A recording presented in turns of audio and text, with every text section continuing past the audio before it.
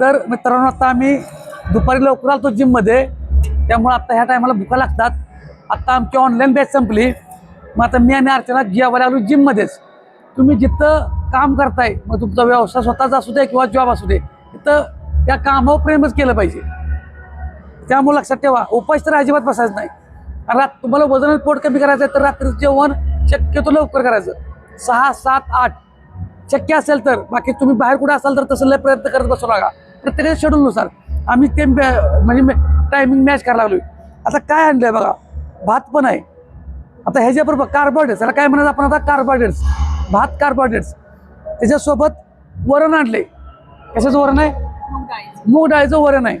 आणि अंड्याच्या पोळ्या दोघ असते, पण प्रोटीन आणि कार्बोहायड्रेट्स असा बॅलन्स ठेवायचा आहे. भात बंद करायचा आहे का नाही, चपाती बंद करायची आहे का नाही, भाकरी बंद करायची आहे का नाही.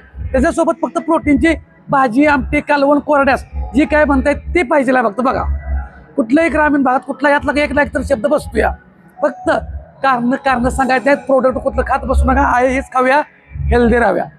6 पॅक असेल तर लय पत्ते पाळायचं आहे, बॉडी बिल्डिंग असेल तर लय पत्ते पाळायचं आहे. आपल्याला हेल्दी राहायचं आहे, फिट राहायचं आहे आणि निरोगी राहायचं आहे. तर हे आहार घरचाच खायचा आहे. धन्यवाद.